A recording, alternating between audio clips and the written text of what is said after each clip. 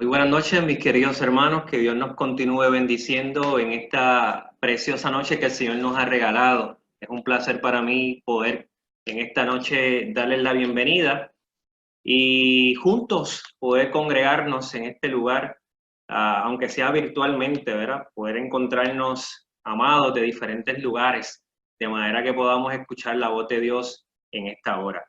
Bienvenidos a esta semana titulada Cristología, es una serie de seminarios. Hoy tenemos el segundo tema, Jesús, Dios hombre. Y le damos una cordial bienvenida a nuestros hermanos de las diferentes iglesias que se han congregado virtualmente, las iglesias de Yaurel, Arroyo, La Palma, el distrito de Arroyo, nuestros hermanos de Guayama, nuestros hermanos también de Vega Baja, nuestros hermanos de Allende los Mares, en otros estados de la nación americana. Sean todos bienvenidos a esta noche de estudio y que podamos disfrutar de la bendición que Dios tiene para cada uno de nosotros. En ese mismo espíritu queremos comenzar nuestro culto en esta hora cantando nuestro himno tema 270, himno 270, meditar en Jesús. Cantemos todos a nuestro Dios.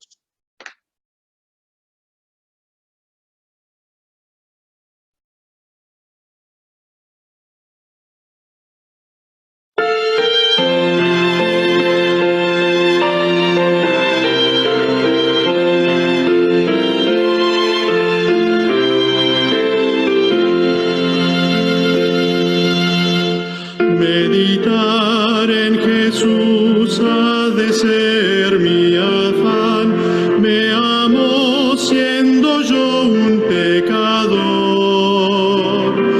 Él ganó para mí la diadema celestial, en la cruz mostróme su amor. Ven, ven, buen Jesús, mora en mi corazón, lléname de santidad, pues contigo deseo andar. Consultar a Jesús ha de ser mi afán, y Jesús me dará su clara luz. Sin Jesús y por mí nada quiero practicar, mis acciones inspire Jesús. Ven, ven, buen Jesús, mora en mi corazón, lléname de santidad, pues contigo deseo andar. Predicar a Jesús ha de ser mi afán, y Jesús me dará fuerza y poder. Sin Jesús y su amor vano fuera trabajar, de Jesús en la cruz hablaré. Ven, ven, buen Jesús, ora en mi corazón, lléname de santidad, pues contigo deseo andar. Imitar a Jesús ha de ser mi afán, en Jesús quiero mi modelo ver. Sin mirar a Jesús nada bueno puedo hacer, mas fijándome en Él todo es bien. Ven, ven, buen Jesús, mora en mi corazón, lléname de santidad, pues contigo deseo andar.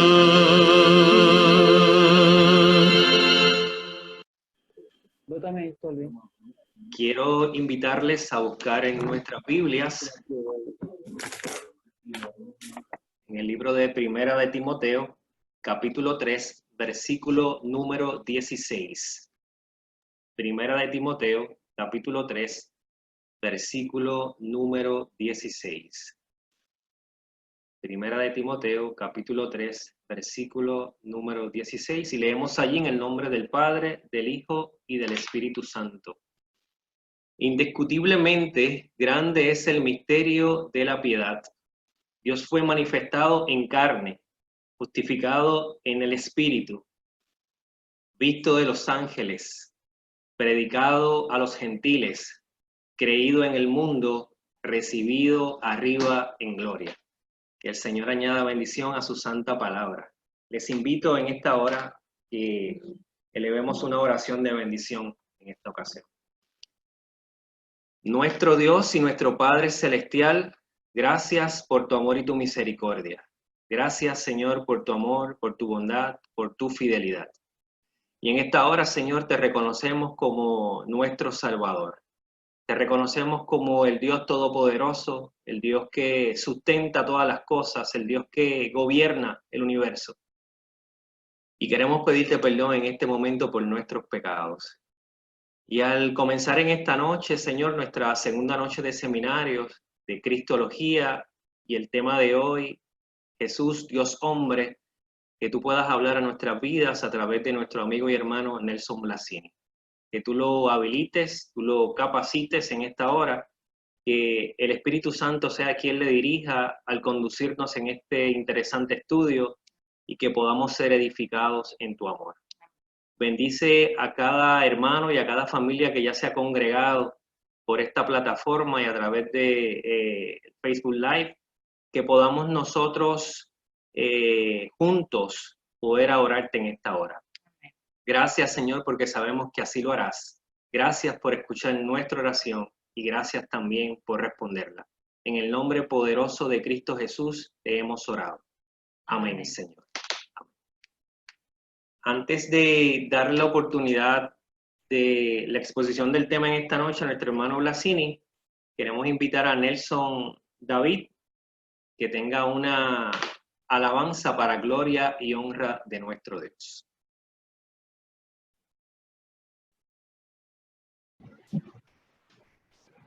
Buenas noches, mis queridos. Hay cariño en grandes cantidades. Este himno se encuentra en el Linario Nuevo, es el número 434 o 434. Cuando el cielo y sus estrellas me hablan del amor de Dios y las flores al abrirse buscan el calor del sol. Pienso en ese amor eterno que cuidado a todos da, me inspira cada día para amarlo más y más. Él es mi vida, Él es mi luz, mi gran amigo, mi buen Jesús.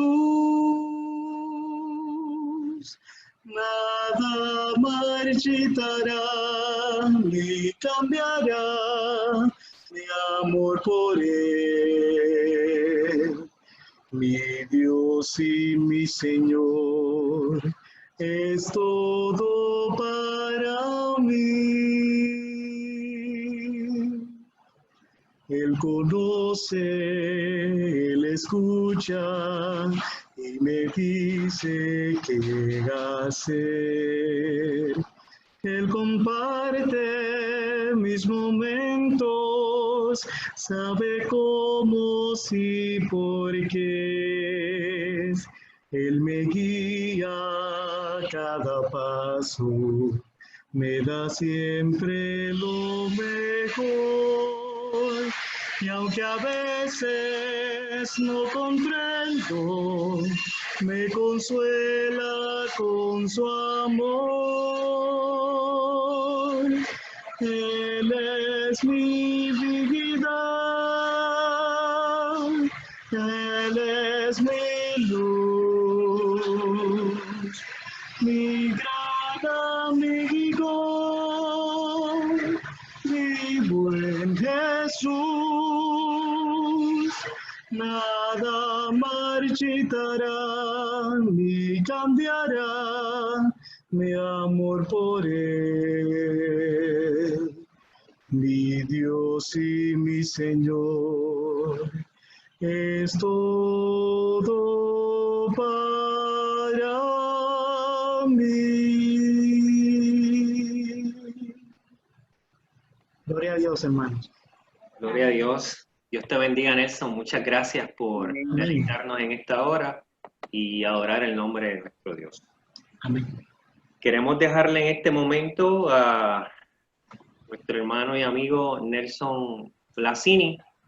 Él tendrá el segundo tema de esta serie de seminarios titulados Cristología, y el tema para el día de hoy es Jesús, Dios, hombre. Jesús, Dios, hombre. Que Dios te utilice, Nelson Blasini, que puedas hablar a nuestras vidas a través del Espíritu Santo. Amén, amén. Un saludo a todos los hermanos que se han congregado a través de esta plataforma. Muy buenas noches. Tengo por aquí una persona muy especial en mi vida, es mi hermana mayor. Hola, Madeline y Beth. Dios te bendiga mucho. Esa es mi hermana mayor, la que está saludando por ahí. Desde Carolina, de Puerto Rico, está conectada. Así que es una felicidad enorme para mí el que ella pueda estar conmigo, acompañándome en este momento. Iraida, si me escuchas, te escribí por el chat, pero parece que no lo has visto. Yo quisiera saber si mañana José Carrera puede cantarnos. Así que dame después una llamadita para que me diga si podemos confirmar a José para mañana con ese cántico especial que tiene de la segunda venida. ¿Está bien, Iraida? Bien, mis amados. Vamos entonces a entrar en esta noche a nuestro estudio y vamos a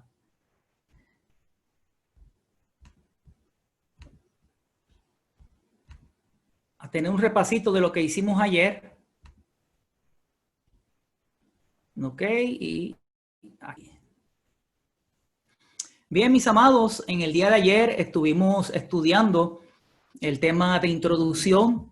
En este tema vimos que a través de lo largo de la historia se han desarrollado diferentes percepciones erróneas sobre la persona de Jesús.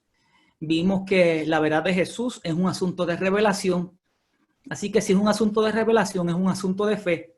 Y solamente a través de la fe, de la experiencia de la fe, es que nosotros podemos penetrar esta dimensión espiritual tan inmensa, tan amplia, tan profunda. Lo cierto es que Dios tiene un interés de revelarse al ser humano y lo hace a través de eventos, a través de palabras. Y cuando los eventos y las palabras se complementan en materia de revelación, pues entonces ocurren cosas muy grandes y poderosas. Así que, mis amados, pudimos ver esto en el día de ayer. El evento sobrenatural adquiere significado cuando es iluminado por la palabra. Por ejemplo, en Mateo 12:22, a Jesús le trajeron un endemoniado, ciego y mudo, y Jesús lo sanó. De manera que ahora el mudo podía hablar y aquel joven que era endemoniado, ciego y mudo, ahora también podía ver. Y había sido libertado del poder del maligno. Entonces, cuando los fariseos escucharon esto y fueron testigos presenciales del evento, comenzaron a decir entre ellos: este no echa fuera los demonios, sino por Belcebú, el príncipe de los demonios. Noten ustedes cómo los fariseos reciben un evento sobrenatural, son testigos de un evento sobrenatural. Pero, como dijimos, la revelación es tanto eventos como palabras. Y los eventos y la palabra se complementan en la materia de revelación. Los fariseos vieron el evento, pero no creyeron la palabra que allí se estaba manifestando. Y al no creer la palabra, no fueron beneficiados por aquella manifestación de la revelación divina y comenzaron a adjudicarle a Jesús que él echaba a los demonios, sino por Belcebú, el príncipe de los demonios. Entonces, eso es lo que ocurre en cualquier hombre o mujer que se acerca a la palabra.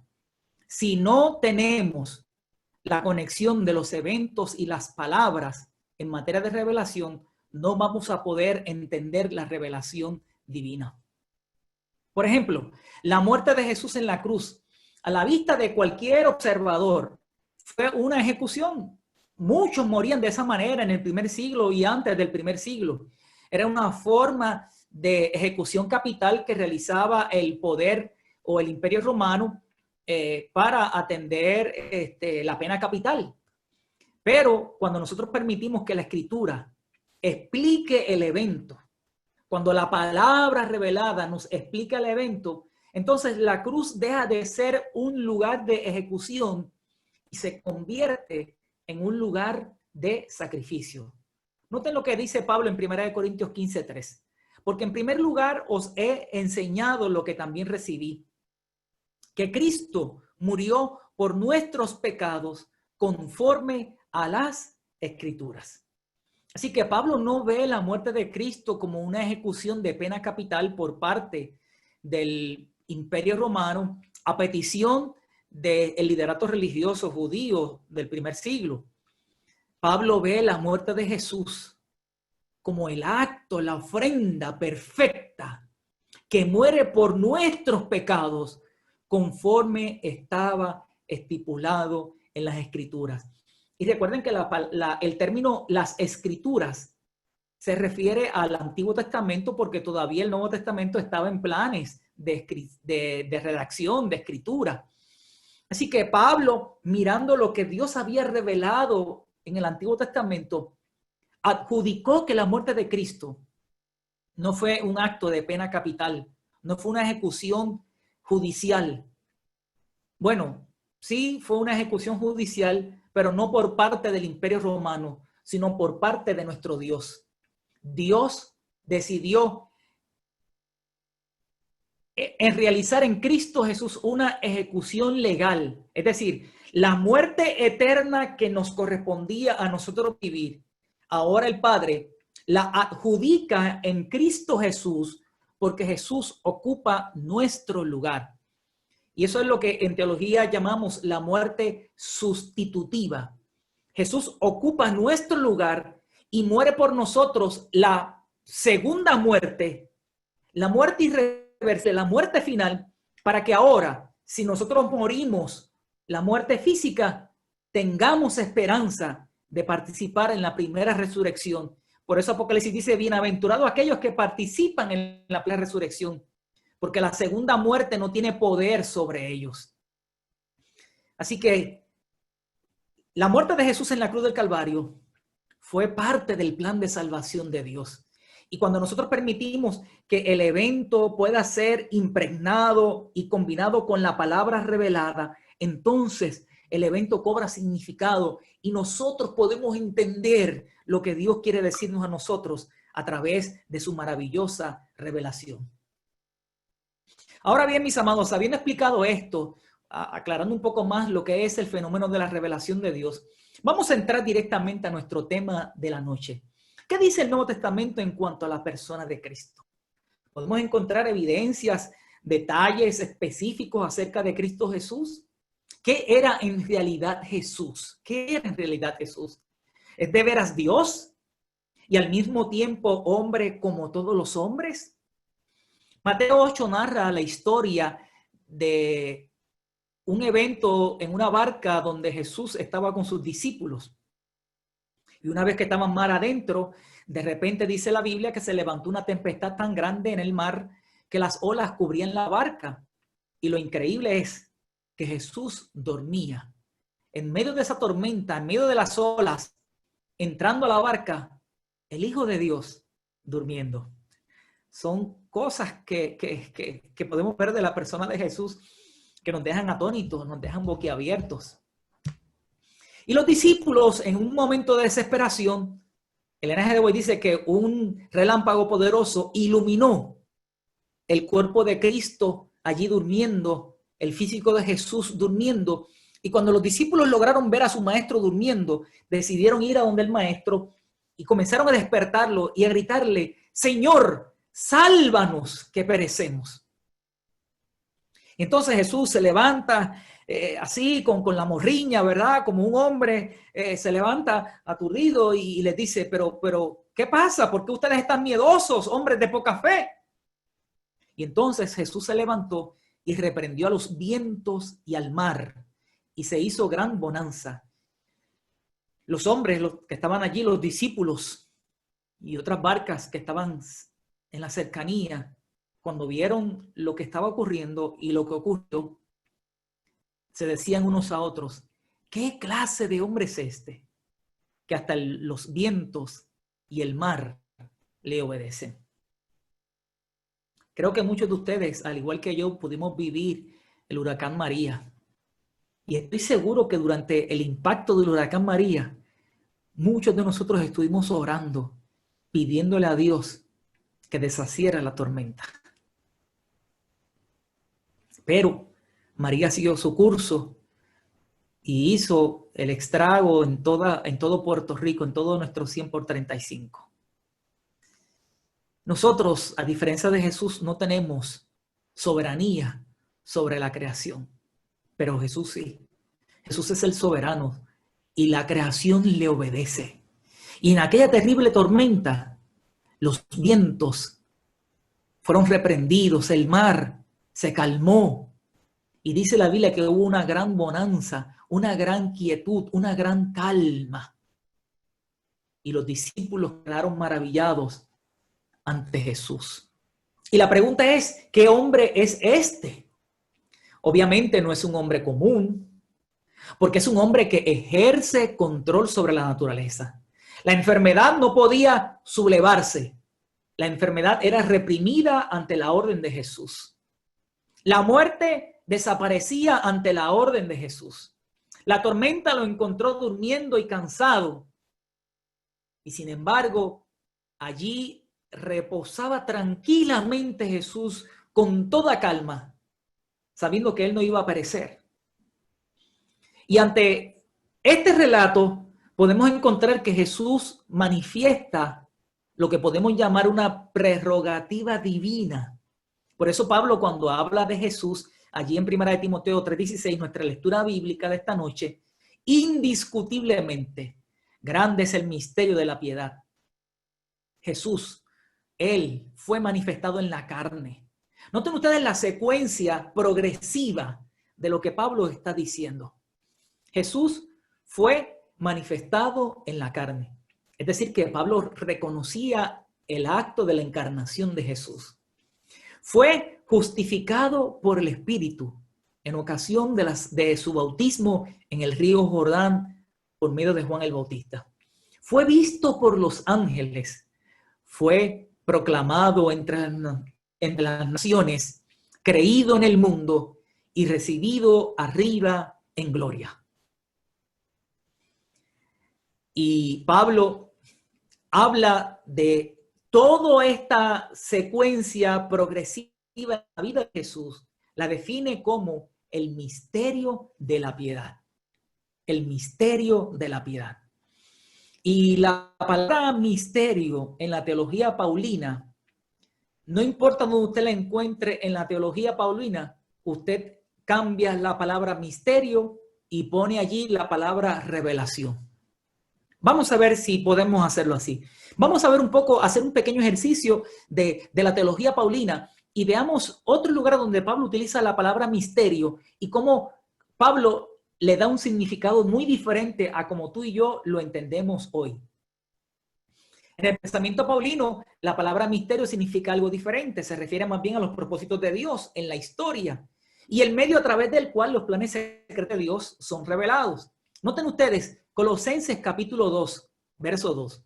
Para que unidos en amor sus corazones sean reanimados hasta lograr toda la riqueza de la plena certidumbre de entendimiento para conocer el misterio de Dios, para conocer la revelación de Dios, es decir, Cristo mismo.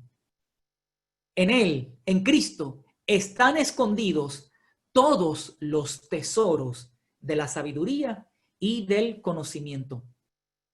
Así que usted va a ver que tanto en 1 Timoteo 3:16, la palabra misterio usted la puede cambiar por el término revelación y va a comprender lo que Pablo quiere decir cuando habla del misterio. Note usted, para conocer el misterio. Misterio no es algo oculto, no es algo secreto en la teología paulina, sino se refiere a la revelación de Dios. Romanos 11:25, hermanos, para que no seáis sabios en vuestro propio parecer, no quiero que ignoréis este misterio. Noten ustedes, no quiero que ignoréis esto que está oculto o secreto, no quiero que ignoréis esta revelación. ¿Y cuál es la revelación? Que ha acontecido a Israel endurecimiento en parte hasta que haya entrado la plenitud de los gentiles. Nota cómo vuelve a utilizar la palabra misterio en Romanos 16, versos 25 y 26.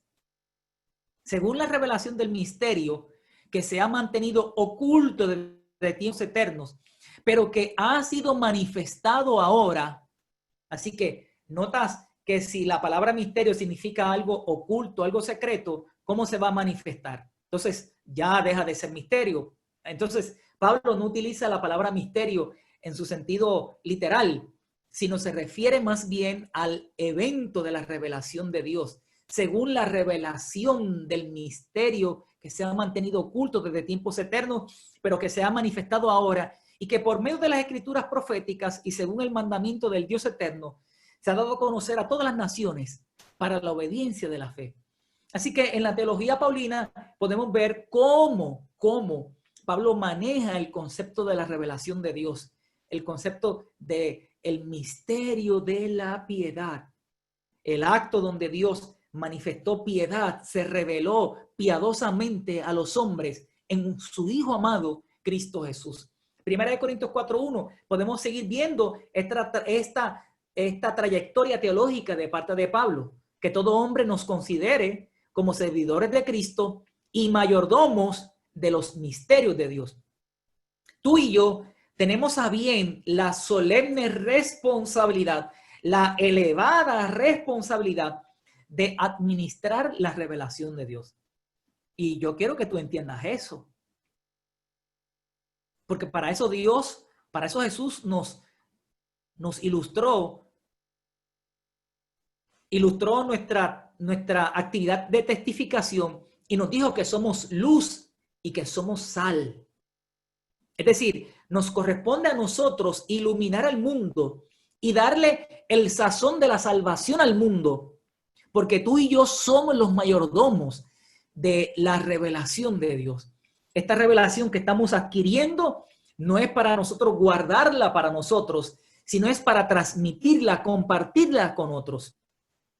1 Corintios 15:51, el último pasaje que vamos a tratar sobre este asunto para entender el concepto de misterio en la teología paulina, dice: he aquí os digo un misterio, una revelación. No todos dormiremos, pero todos seremos transformados.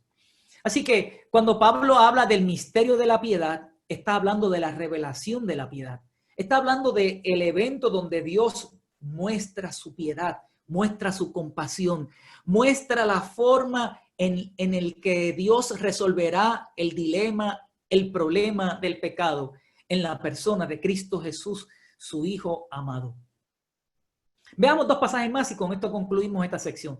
Él nos ha dado a conocer lo oculto, que es lo que significa la palabra misterio. No, Él nos ha dado a conocer la revelación de su voluntad según el beneplácito que se propuso en Cristo. Efesios 6:19. Y también orad por mí para que al abrir la boca me sean conferidas palabras para dar a conocer con confianza el misterio, la revelación del Evangelio. Así que habiendo explicado esto, podemos nosotros entender un poco más ese concepto que Pablo menciona allí en Timoteo cuando habla del misterio de la piedad la revelación de la piedad. Lo cierto es que tú y yo nunca alcanzaremos a comprender la dimensión final del misterio de Dios, de la revelación de Dios. Por eso, en Hebreos 1, versículos 1 al 3, dice lo siguiente: Dios, habiendo hablado en otro tiempo muchas veces y de muchas maneras a los padres por los profetas, en estos últimos días nos ha hablado por el Hijo, a quien constituyó heredero de todo y por medio de quien asimismo hizo el universo. Así que el Hijo de Dios, el heredero de todo, por medio del cual Dios nos está hablando, hizo el universo. Sigue diciendo más. Hay más evidencia aquí en el verso 3. Nota lo siguiente. Él, el Hijo, es el resplandor de su gloria, la expresión exacta de su naturaleza. Sigue diciendo más, quien sustenta todas las cosas con la palabra de su poder. Y cuando había hecho la purificación de nuestros pecados, se sentó a la diestra de la majestad en las alturas. Así que, mis amados, en Hebreos capítulo 1, versos 1 al 3, encontramos detalles descriptivos del Hijo de Dios, de Jesús, Dios hombre. Hebreos 1 nos dice que Él es el creador porque hizo el universo. Él es el resplandor de la gloria de Dios. Si no fuese Dios, no pudiera ser resplandor de su gloria. Es la expresión exacta de su naturaleza. Así que la naturaleza del Padre es la misma que la naturaleza de Jesús, el Dios hombre, del Emmanuel, el Dios con nosotros. No hay diferencia. Es una expresión exacta. Jesús no solamente es creador, sino también es sustentador de todas las cosas con el poder de su palabra. Purificó nuestros pecados. Se sienta, a la diestra de la majestad en las alturas. Se sienta en el trono de Dios. Si Él no fuese Dios, no pudiera ocupar ese lugar. Así que vamos a ver en este momento la evidencia bíblica. Obviamente no es toda la evidencia porque si no este seminario sería muy largo. Pero vamos a ver pasajes específicos que nos van a demostrar que Jesús es Dios, que tiene una naturaleza divina total y absoluta. Es la expresión exacta del Padre. Juan capítulo 1, Juan, el apóstol que escribió después, mucho tiempo después de los evangelios sinópticos, de los evangelios que se parecen, que son Marcos, Mateo y Lucas. Ese es el orden en el cual se escriben Marcos, Mateo y Lucas. En la Biblia aparece primero Mateo, luego aparece Marcos, luego Lucas, pero el orden cronológico es que Marcos es el primero que escribe y Marcos no era un discípulo. Marcos era un ayudante del apóstol Pedro. Mateo sí fue un discípulo y Lucas tampoco fue un discípulo, pero Lucas fue un médico que hizo una investigación muy profunda dirigida por el Espíritu Santo. Y estos tres evangelios que se parecen le llamamos los evangelios sinópticos. Pero Juan escribe tiempo después. Y cuando Juan escribe, se estaba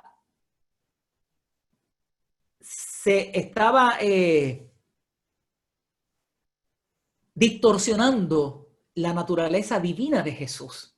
Es el tiempo cuando estaban los que no creían que Jesús era Dios, que lo estudiamos ayer, y estaban los pobres, en que en el hebreo era, se me fue el término de momento,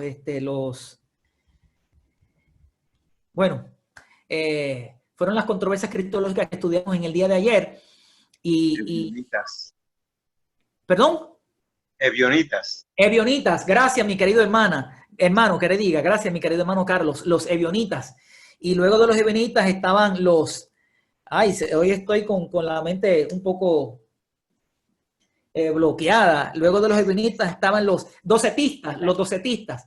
Así que en ese tiempo en que estaban los ebionitas y los docetistas, un grupo y otro grupo estaba buscando distorsionar la persona de Jesús. Y por eso Juan, que escribe en ese tiempo, dedica su primer capítulo a abordar la divinidad de Jesús. Por eso él comienza diciendo: en el principio era el verbo, y el verbo era con Dios, y el verbo era Dios. Él era en el principio con Dios. Todas las cosas fueron hechas por medio de él, y sin él no fue hecho nada de lo que ha sido hecho. Y luego dice en el verso 14: y el verbo se hizo carne y habitó entre nosotros, y contemplamos su gloria como la gloria del unigénito del Padre, lleno de gracia y de verdad. Así que Juan, que le escribe a una iglesia que está siendo bombardeada por ideas ebionitas y docetistas en el mundo griego, Juan comienza a destacar sin margen de error, sin controversia alguna, siendo bien específico: en el principio era el verbo. No dice en el principio es el verbo. Nota qué interesante, porque lo correcto en la gramática debe ser en el principio es el verbo, pero él no atiende la gramática y dice en el principio era el verbo. Es decir, antes de ese principio ya el verbo estaba y el verbo era con Dios. Es decir, el verbo es Dios, el logos, que es la palabra que se utiliza allí en el griego. El logos era con Dios, el logo era Dios. Era significa que antes de cualquier cosa que existiese, ya el verbo es Dios, está con Dios, antes del principio. Él era en el principio con Dios. Todas las cosas fueron hechas por medio de él, y sin él no fue hecho nada de lo que ha sido hecho. Noten ustedes que Juan, ante la revelación majestuosa que recibe, en su pobre vocabulario humano, intenta explicar lo que es la majestuosa revelación que recibe. Y es un fenómeno que nosotros podemos observar en la Biblia, que los autores bíblicos, los escritores bíblicos, hombres y seres humanos como tú y como yo, con limitaciones de verbo, de expresión, Dios inspira en el pensamiento de ellos la revelación, pero ellos en el lenguaje deficiente y pobre humano tratan de explicar aquello que sobrepasa la comprensión y el entendimiento humano. Así que en el principio era el verbo era con Dios y el verbo era con Dios. Todo fue hecho por medio de él y sin él no fue hecho nada de lo que ha sido hecho. Y el verbo se hizo carne, es decir, se encarna, habita entre nosotros y contemplamos su gloria como la gloria del unigénito del Padre. Y esa palabrita unigénito la vamos a estudiar en el seminario de mañana cuando abordemos el tema de la encarnación. Por eso no voy a abordar sobre esa palabra ahora. Y cuando Jesús vino a este mundo, vino lleno de gracia y de verdad. No así cuando nació Nelson Blasini. Cuando Nelson Blasini nació, vino vacío de gracia y de verdad. ¡Qué tristeza! ¡Qué mal me fue en mi nacimiento! Yo no sé si en tu nacimiento tú viniste lleno de gracia y de verdad. Si viniste lleno de gracia y de verdad, pues bendecido eres por haber nacido así. Pero cuando Nelson Blasini nació, vino vacío de gracia y de verdad. Vino lleno de pecado. Vino lleno de muerte. Vino lleno de corrupción. Y vino lleno de todo lo que significa pecado. En cambio, el Verbo, el Hijo de Dios, cuando se encarna, vino lleno de gracia y de verdad. Bendito y alabado sea su santo nombre. Mis amados, cuando Pablo le escribe a la iglesia de Colosa, a los colosenses, había una controversia ya porque las filosofías griegas y las filosofías vanas, las sutilezas estaban invadiendo a la iglesia con diferentes conceptos equivocados, y Pablo tiene que corregir algunas cosas. Mirad que nadie os lleve cautivos por medio de filosofías y vanas sutilezas, conforme a la tradición de los hombres y conforme a los principios elementales del mundo, y no conforme a Cristo. Noten ustedes lo que dice Pablo. Porque en Cristo, en Él, habita corporalmente toda la plenitud de la deidad. Y sobre este verso lo vamos a estudiar mañana más profundamente. Aquí tenemos que entrar en palabras del griego para comprender lo que Pablo está diciendo en Colosenses capítulo 2, verso 9.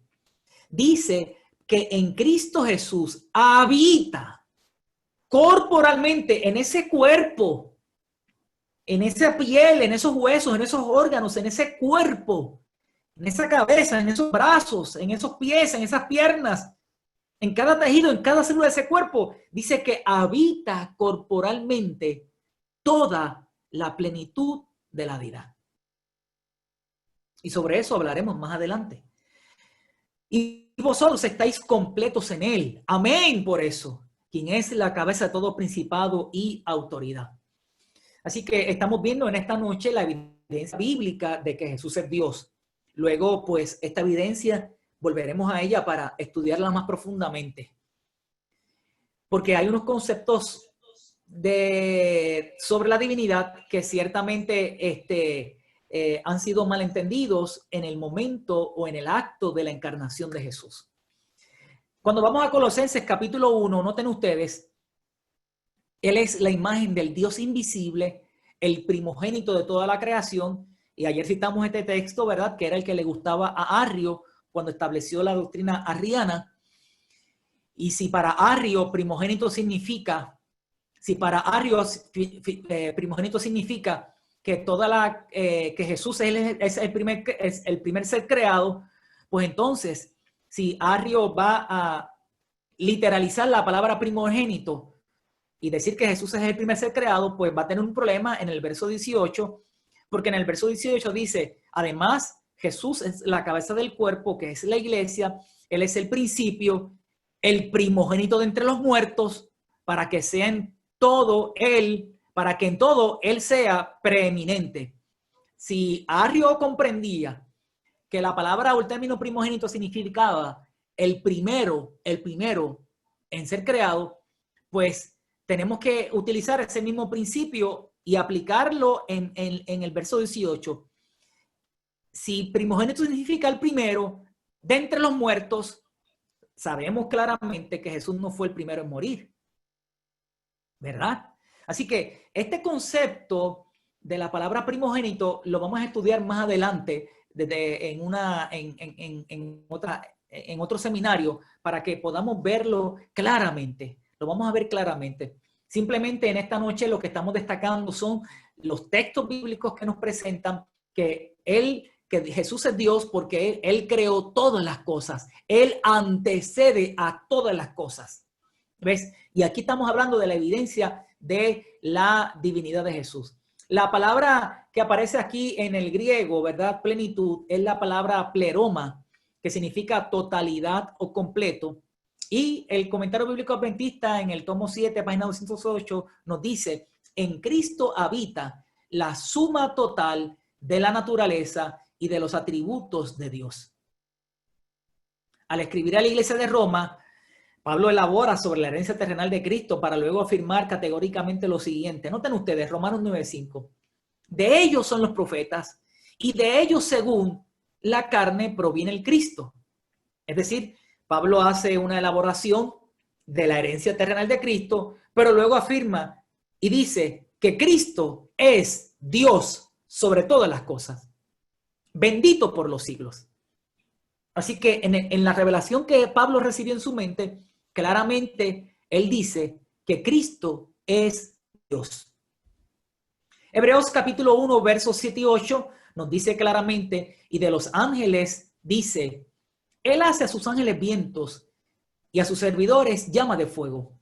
Esto que se está citando en hebreo es poesía hebrea que encontramos en el Antiguo Testamento. Y la poesía hebrea se distingue por la técnica del paralelismo progresivo. Así que cuando él dice que hace a sus ángeles vientos, en esa técnica de paralelismo progresivo, a sus servidores llama de fuego. ¿Quiénes son sus servidores? Los ángeles, ¿verdad? Así está hablando la poesía. Él hace a sus ángeles vientos, y en este paralelismo progresivo, debo decir, luego en vez de utilizar la palabra ángeles, utiliza la palabra servidores, y a sus servidores llama de fuego. Por eso en Daniel, cuando vemos la visión del capítulo 7, y dice que del trono de Dios sale una llama de fuego, lo que allí está representando es a los ángeles. Porque los ángeles se le describen también como servidores de llama de fuego, ¿verdad? Que trabajan directamente para Dios. Y en esa poesía hebrea luego sigue diciendo, mientras que del Hijo dice, tu trono, oh Dios, es por los siglos de los siglos, cetro de rectitud, es el cetro de tu reino. Así que cuando Pablo, el autor de Hebreos, de acuerdo a nuestra teología adventista, cuando Pablo habla del Hijo, nuevamente dice, tu trono, oh Dios, y luego usa una expresión, es por los siglos de los siglos, es decir, es eterno. Y Pablo presenta entonces que el Hijo es eterno. ¿Por qué es eterno? Porque es Dios. Porque la deidad la describimos en atributos comunicables y atributos incomunicables. Y en teología, cuando hablamos de los atributos incomunicables, estamos hablando de la eternidad. Incomunicable significa que ningún ser o ninguna otra criatura puede poseer plenamente estos atributos. No es incomunicable. También significa que esos atributos son inherentes a la naturaleza divina. Ningún otro ser o criatura los tiene. Bueno, y si los tiene rebajados, no a la plenitud de Dios. Por ejemplo, Adán y Eva fueron creados eternos, pero fue una eternidad con un principio y obviamente una eternidad que se podía perder, y se perdió esa eternidad y ellos murieron. ¿Ves? Entonces, en los atributos incomunicables tenemos la eternidad, tenemos la omnipresencia. Dios no está limitado por el tiempo ni el espacio. Tenemos la omnisapiencia. En Dios se origina todo el conocimiento, toda la sabiduría. Dios es eterno, omnisapiente, omnipresente y omnipotente. Todo el poder está en Dios. Y esto es lo que nosotros llamamos los atributos incomunicables de Dios, porque solamente pertenecen a las divinas personas, son inherentes a las divinas personas. Primera de Juan 5:20 dice, no obstante, sabemos que el Hijo de Dios está presente y nos ha dado un entendimiento para conocer al que es verdadero. Y estamos en el verdadero, en su Hijo Jesucristo. Y luego Juan concluye el pensamiento de la siguiente manera. Este es el verdadero Dios y la vida eterna. Así que Juan, sin lugar a dudas, conforme a la revelación que recibió, reconoce la divinidad de Cristo, la deidad de Cristo. Sigamos viendo otros pasajes más. Juan 1:18. A Dios nadie le ha visto jamás. El Dios único, del griego unigénito, que está en el seno del Padre, Él le ha dado a conocer. Y el verso 18 es una referencia clara a Cristo Jesús, al Verbo que se hizo carne, que habitó entre nosotros. El Dios único, unigénito. Esa palabrita la vamos a estudiar mañana. Que está en el seno del Padre, le ha dado a conocer. En Juan 8:58, Jesús, en un momento dado, quisieron entramparlo, y Jesús, en este asunto que está ocurriendo allí en el capítulo 8 de Juan, comentó las siguientes palabras. Les dijo Jesús, de cierto os digo, que antes que Abraham existiera, yo soy. Yo soy.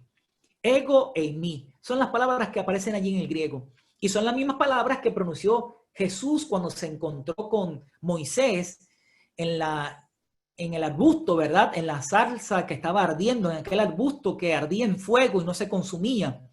Y donde Jesús le dijo a Moisés, quita tus zapatos de este lugar porque tierra santa es. Y cuando Moisés, después de hablar con Jesús, dijo, bueno, pues está bien, voy a ir a Egipto. Y cuando vaya a Egipto y me pregunten quién me envió, ¿qué voy a decir? Jesús le dijo, diles que ego eimi, yo soy, te envía. Que yo soy, te envía. Y cuando Jesús pronunció estas palabras en Juan 8, quisieron apedrearlo, quisieron matarlo y Jesús desapareció entre medio de la multitud. Porque la multitud entendió que Jesús blasfemó. Luego en Juan capítulo 20, verso 28, Tomás, el discípulo incrédulo, ¿verdad? Como se le bautizó, cuando vio a Jesús vivo, no quería creer y cuando Jesús le dijo, toca mi cuerpo. Y después de tocar, dice la escritura que Tomás adoró a Jesús y le dijo, Señor mío, Dios mío. Señor mío, curios mío, Dios mío. Curios en mí, teos en mí. Son las palabritas que allí aparecen en el griego. Y ciertamente Tomás adoró a Jesús y Jesús no reprendió a Tomás ni le dijo, no digas eso, muchacho, que estás diciendo disparate. No, Jesús aceptó la adoración de Tomás porque Jesús es Señor y es Dios. Cuando Pablo habla y le escribió a Tito allí en la carta a Tito, en el capítulo 2, verso 13, cuando describe el momento de la segunda venida, dice, aguardando la esperanza bienaventurada, la manifestación de la gloria del gran Dios y Salvador, nuestro Jesucristo. Y nuevamente podemos ver la consistencia en la teología paulina y en la teología juanina de que ellos reconocen a Jesús como Dios. La revelación que ellos recibieron por parte del Espíritu Santo enseña categóricamente que Jesús es Dios, es Dios. Ahora, vamos a ver una evidencia indirecta. Vamos a ver una evidencia indirecta muy interesante. Noten ustedes lo que dice allí en Mateo 7, versos 28 y 29. Aconteció que cuando Jesús terminó estas palabras, las multitudes estaban maravilladas de su enseñanza, porque les enseñaba como quien tiene autoridad y no como los escribas. Obviamente Mateo 7 es la culminación del Sermón del Monte de Jesús. El capítulo 5, el capítulo 6 y el capítulo 7, ese gran sermón de Cristo Jesús, un sermón muy elaborado, muy profundo, y Jesús enseñó con autoridad divina, y la multitud reconoció la autoridad de Cristo. Es decir, reconocieron que Él estaba por encima de los escribas. Noten ustedes, cuando usted va al Antiguo Testamento y mira diferentes porciones de los profetas en el Antiguo Testamento, usted va a ver que el denominador común o la forma muy concurrente de expresarse por parte de los profetas era, vino a mí palabra de Jehová diciendo, así ha dicho Jehová de los ejércitos. Y expresiones similares a estas son las que utilizan los profetas. Pero cuando Jesús habla, Jesús no dice, vino a mí palabra de Jehová diciendo. Jesús no dice, así ha dicho Jehová de los ejércitos. No. Cuando usted ve el Sermón del Monte, en el capítulo 5, versículos 21 y 22, versículo 27, versículo 32, versículo 34 y versículo 39, Jesús utiliza la misma fraseología. Oísteis que fue dicho, pero yo os digo. Fíjate que Jesús no dice, vino a mí palabra de Jehová diciendo, oíste que fue dicho, pero Jehová me ha dicho. Jehová de los ejércitos me ha dicho, no. ¿Por qué Jesús no utiliza esa fraseología que utilizaban los profetas? Porque Él es Dios. Y como Dios tiene la capacidad de hablar directamente, de comunicar revelación divina, sin la intervención o el intermedio de un profeta. Él es Dios. Por eso puede hablar así. Noten ustedes, en Génesis capítulo 2, verso 3, vemos claramente lo que Dios hizo con el sábado. Por eso Dios bendijo y santificó el séptimo día, porque en él reposó de toda su obra de creación que había hecho. Estamos clarísimos con ese pasaje. Y Éxodo 28 también estamos clarísimos. Acuérdate del día sábado para santificarlo. Ahora, noten ustedes lo que Jesús hace en Marcos capítulo 2, verso 27 y 8, verso 27 y 28. También les dijo, el sábado fue hecho para el hombre y no el hombre para el sábado. Así que el Hijo del Hombre es Señor, y la palabra allí Señor es curios, también del sábado. Génesis dice que Dios bendijo el sábado, que Dios santificó el sábado, y ahora Jesús dice que Él es el Dios o el Señor del sábado, es el autor del sábado. Él fue el que bendijo el sábado, el que santificó el sábado. Si Jesús no fuera Dios, no podía decir que Él es el Señor del sábado. Noten ustedes que la palabra Señor, curios en griego, significa un terrateniente que es dueño y señor de una amplia extensión de tierra y que Él tiene la autoridad y el dominio sobre esa amplia extensión de tierra y sobre los que viven o sobre los que habitan en esa extensión de tierra. Es un Señor. Y Jesús dice, Él es el Señor del sábado. También el sábado.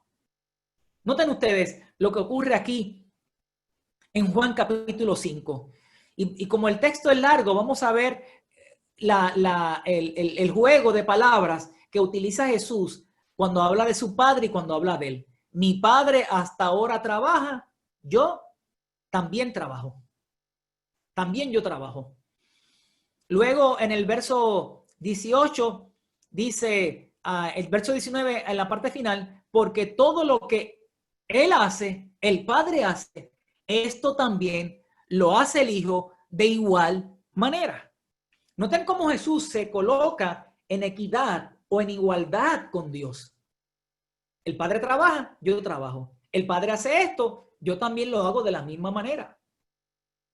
Nota lo que dice el verso 21. Así como el Padre resucita a los muertos y les da vida, así también el Hijo da vida a los que quiere. Si Jesús no fuera Dios, no pudiera equipararse o igualarse al Padre. Porque el Padre no juzga a nadie, sino que todo el juicio lo dio al Hijo, para que todos honren al Hijo como honran al Padre.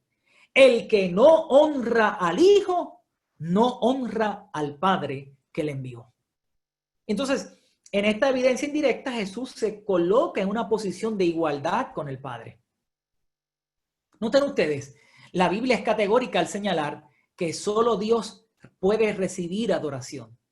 Allí en Mateo 4:10, Jesús enseñó lo siguiente. Le dijo a Satanás, vete Satanás, porque está escrito. Y ahora Jesús cita una porción del Antiguo Testamento. Al Señor tu Dios adorarás y a Él solo servirás. Así que el acto de adoración es un acto exclusivo para Dios. No es un acto que se pueda compartir con otra criatura, otro ser. Tú puedes honrar a alguien, pero no puedes adorar a alguien. La adoración es un acto exclusivo para Dios. Pero nota lo que pasa en Juan capítulo 9, verso 35. Juan 9:35. Jesús oyó que lo habían echado fuera al ciego Bartimeo. Y cuando lo halló, Jesús le dijo, mira, ¿crees tú en el Hijo del Hombre?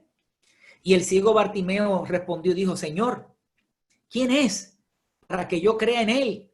Porque cuando estaba ciego fue cuando Él me curó. Y tan pronto Él me curó y yo empecé a ver, vi muchos hombres delante de mí y no sé quién fue el que me hizo la curación. ¿Quién es para que yo crea en Él? Y entonces Jesús le dice, ¿le has visto? El que habla contigo, Él es. Y dice el verso 38 que el ciego dijo, creo Señor, y le adoró. Y nosotros vemos en el relato que Jesús aceptó la adoración de aquel ciego. Aceptó la adoración de aquel ciego. ¿Por qué la aceptó? Porque Él es Dios. Porque Él es Dios. ¿Pero dónde yo le fue a comprar el Inbel? Noten ustedes cómo sigue diciendo Juan 14. ¡Daniel! Entonces tú de vuestro corazón creéis en Dios y creed también en mí. Creéis en Dios, creed también en mí. Nota cómo Jesús requiere que se crea en Dios el Padre y que también se crea en mí. En Juan 11:25 Jesús le dijo, yo soy la resurrección y la vida. El que cree en mí, aunque muera, vivirá. Noten ustedes cómo nuevamente Jesús se proyecta como el Dios que tiene la capacidad de devolver la vida. Ahora, miremos las afirmaciones de Jesús. Apocalipsis capítulo 14, verso 12, es un pasaje muy conocido por nosotros y allí encontramos la expresión mandamientos de Dios, mandamientos que son propiedad de Dios, que le pertenecen a Dios. Pero entonces, en Juan 14:15, cuando Jesús habla, dice, cuando Jesús habla de los mandamientos, dice, mis mandamientos son mi propiedad, son mi propiedad. Si Jesús no fuera Dios, no pudiera decir mis mandamientos, tendría que decir los mandamientos. ¿Se da cuenta? Noten ustedes cómo en cuanto a los ángeles, lo que se dice en Lucas 15:10, ángeles de Dios, ángeles que son propiedad, pertenencia de Dios. Y en Marcos 13, cuando Jesús describe su segunda venida, dice, entonces verán al Hijo del Hombre viniendo en las nubes del cielo con gran poder y gloria, verso 26, y el verso 27 dice, y después enviará a sus ángeles y reunirá a sus escogidos de los cuatro vientos, desde el extremo de la tierra hasta el extremo del cielo. Enviará a sus ángeles. Entonces verán al Hijo del Hombre en las nubes del cielo con gran poder, y después el Hijo del Hombre enviará a sus ángeles. Si Jesús no fuera Dios, no pudiera decir enviará a sus ángeles. Tendría que decir enviará a los ángeles, porque no son su propiedad. ¿Ves? Así que Jesús afirma que los ángeles son su propiedad. ¿Y por qué lo afirma? Porque Él es Dios, al igual que afirma que los mandamientos son de Él, porque Él es Dios. Notemos los milagros que hizo Jesús. Estos milagros Jesús lo hizo porque es Dios. El milagro de la boda de Canaán cuando convirtió el agua en vino. El paralítico de Capernaum, por decir algunos milagros. Hijos, tus pecados te son perdonados. Si Jesús no fuera Dios, no pudo haber realizado el milagro del paralítico y ni tampoco podía perdonar los pecados del paralítico. Por eso luego dice, a ti te digo, levántate, toma tu lecho y vete a tu casa. Cuando Jesús se encuentra con la mujer samaritana y después de aquel diálogo hermoso entre Jesús y la mujer samaritana, Jesús le dijo a la mujer, mira, vamos a hablar claro. Has tenido 5 compañeros, 5 maridos. Y el que tienes actualmente tampoco es tu marido, es tu esposo. Y Jesús, en cuestión de nada, le reveló, pudo leer la vida de aquella mujer. Porque para Jesús, como Dios, no hay nada oculto. Y cuando la mujer se fue a Samaria, comenzó a gritar y a decir, vengan, venid, vengan, vengan. Ved un hombre que me ha dicho todo lo que he hecho.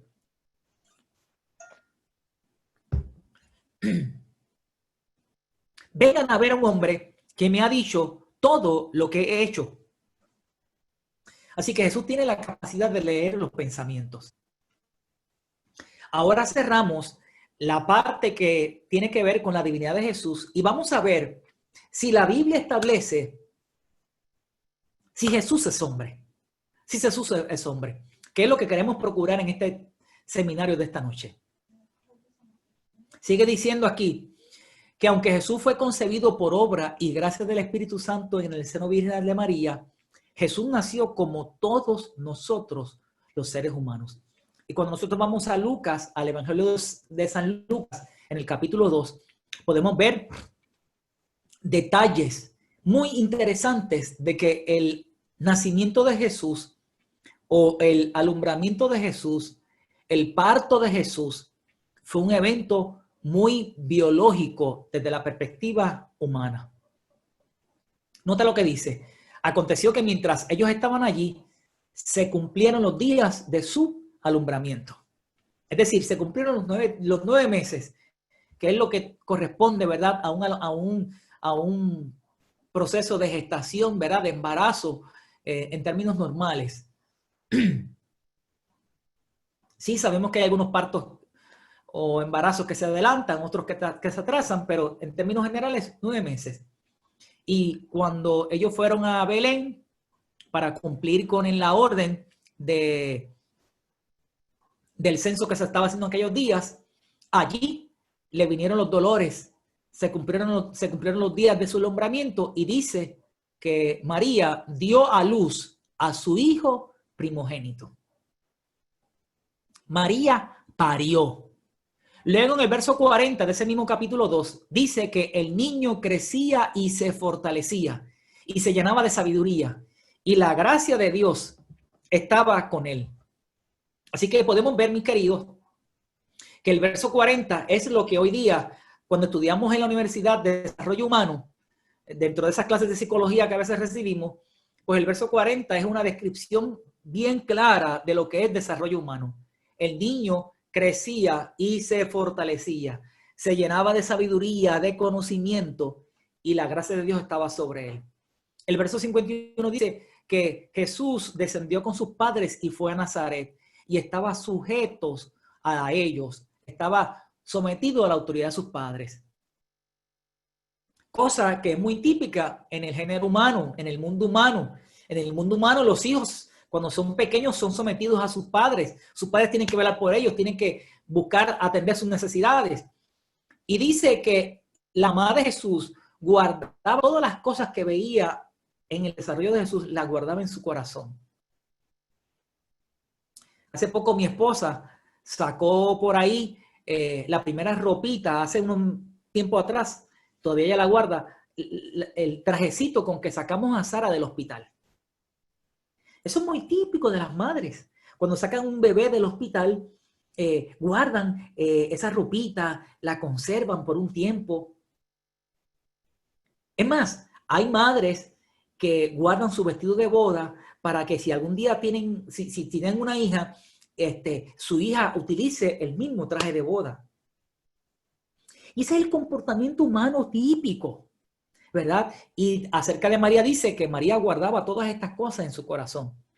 Lo más seguro, María sacaba su iPhone o su Android y estaba todo el tiempo sacándole fotos y videos a Jesús y guardando esos recuerdos, como hacen las madres de nuestro tiempo. Dice que en el verso 52 que Jesús crecía en sabiduría. Es decir, había un desarrollo psicomotor. Jesús crecía en estatura. Había un desarrollo de su cuerpo físico, ¿verdad? Un desarrollo anatómico. Y Jesús crecía en gracia también para con Dios y para con los hombres. Había un desarrollo espiritual en la vida de Jesús. Miren, mis amados, la Biblia destaca que Jesús realizó actividades muy humanas. Pagó el bendito IVU que pagamos hoy día nosotros. En Mateo 17, verso 24 al 27 dice que Jesús pagó impuestos. Es más, Jesús era parte del bochinche de su época. Y el bochinche, pues claro, si tenemos algún hermano de otro lugar que no entienda la palabra bochinche, en Puerto Rico, bochinche se refiere a estos comentarios despectivos, a estas insinuaciones a veces falsas y exageradas, ¿verdad? Y Jesús cayó en el bochinche de su época. Decían que era amigo de los publicanos y pecadores.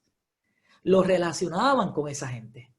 Lo acusaron de ser un hombre comelón y bebedor de vino, que es muy típico en el género humano.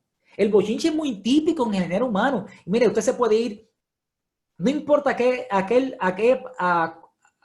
qué país usted viaje, usted va a encontrar que en todas partes del género de la tierra, el género humano practica el bochinche o practica la exageración, practica la mentira, practica las falsas noticias.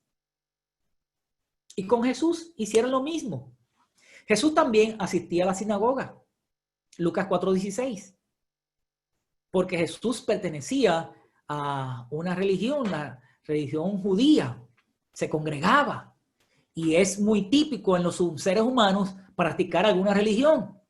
Jesús oraba en privado. Lucas 6:12. Jesús fue carpintero. Mateo 13:55. Jesús fue maestro. Mateo 26:18. Jesús tuvo hermanos. Mateo 12:47. Jesús se hospedaba. La historia está allí en Juan capítulo 11. Jesús también tuvo emociones. Y aquí les presento una serie de textos donde podemos ver las emociones de Jesús. Marcos 1:41. Y Jesús, teniendo misericordia o teniendo compasión de él. Marcos 3:5. Entonces, mirándolos alrededor con enojo, entristecido por la dureza de sus corazones. Noten ustedes las emociones que está viviendo Jesús. Marcos 6:6. Y estaba asombrado de la incredulidad de ellos. No lo puedo creer. No lo puedo creer. Marcos 10:14. Viéndolo Jesús, se indignó. ¡Wow! En aquella misma hora, Lucas 10:21, Jesús se regocijó en el Espíritu. Noten las emociones humanas en la persona de Jesús. Cuando iba a celebrar la Pascua, Lucas 22:15, ¿cuánto he deseado comer con ustedes esta Pascua? Cuando llega la época de Navidad, cuando llega el día de las madres, de los padres, cuando llega el día de Año Nuevo, cuando llegan esos días de fiesta que celebramos nosotros los puertorriqueños, que nos producen placer, nos producen gozo. Pues mire, Jesús deseaba comer la Pascua con sus discípulos. Cuando estaba allí en el jardín, en Marcos 26:38, Jesús dijo, mi alma está muy triste hasta la muerte. Marcos 8:24 dice que Jesús dormía. Marcos 21:18 dice que Jesús, cuando volvió a la ciudad, tuvo hambre. Juan 4:6 dice, Jesús, cansado del camino, se sentó junto al pozo. En Juan 19:28, tengo sed. Es decir, Jesús como hombre tuvo emociones humanas y tuvo las necesidades básicas que tenemos nosotros los seres humanos. Tenemos necesidad del alimento, tenemos necesidad del descanso. Nos agotamos. Sufrimos tristeza. Tenemos deseos. Nos regocijamos. Nos indignamos. Nos da enojo, tristeza, tenemos compasión o ternura por alguien, por algo. Y todas esas emociones las vivió Jesús. Déjenme decirle algunos datos acerca de la humanidad de Jesús. Jesús era físicamente fuerte. Mire, caminaba a grandes distancias. Si nosotros podemos ir al mapa y mirar la distancia entre Capernaum y Jerusalén, había por lo menos 120 kilómetros, que convertidos en millas, 74.56 millas. Y hagamos el siguiente ejercicio para que usted pueda ver cuán duro estaba Jesús.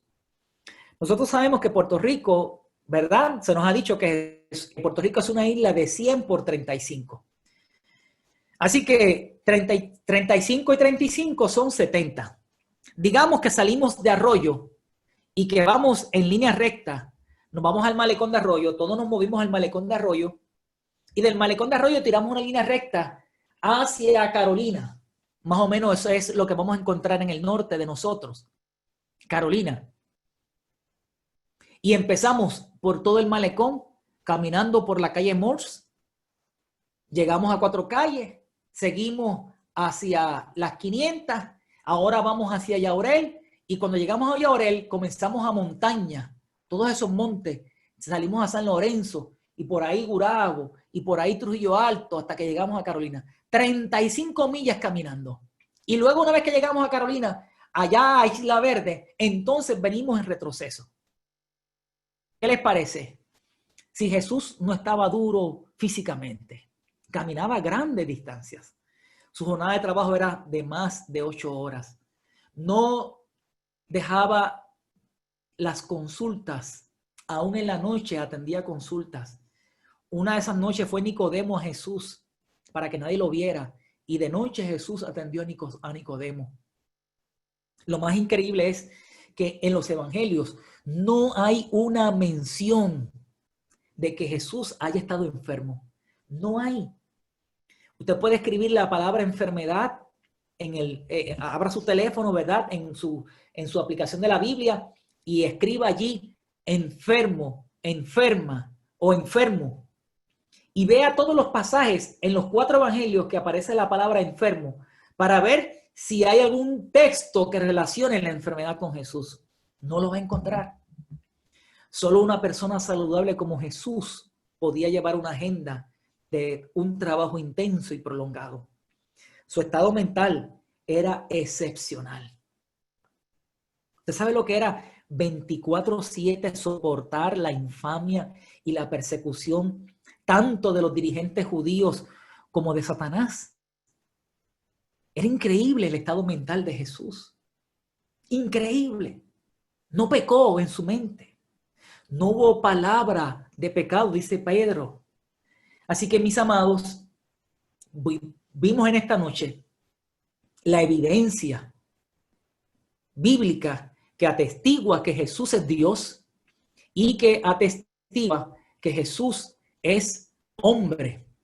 Y nosotros en esta hora, pues pudimos ver toda esta evidencia bíblica. Es una evidencia obviamente resumida, hay mucha más evidencia, pero ese es el extracto que nosotros podemos ver en la Escritura.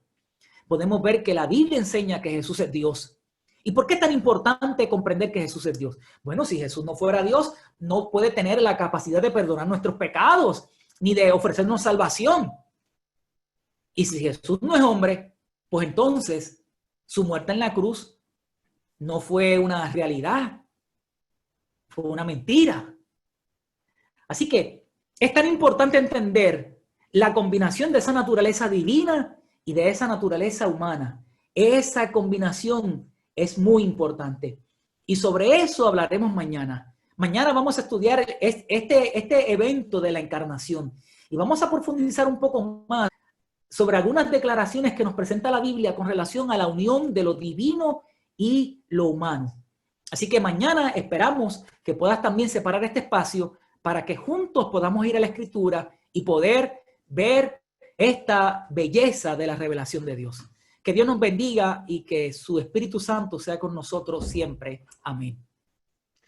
Amén. Alabamos y glorificamos el nombre de Dios por la oportunidad que hemos tenido en esta noche a través de nuestro hermano Nelson Blasini poder estudiar este tema tan interesante, Jesús, Dios hombre, y todas las evidencias que hemos disfrutado, que hemos aprendido. Y la invitación está hecha para que mañana nuevamente nos reunamos a las 7:15 y podamos estudiar el tercer tema de esta serie de seminarios Cristología, la encarnación. Así que quedan todos cordialmente invitados. Queremos culminar nuestro culto en esta hora cantando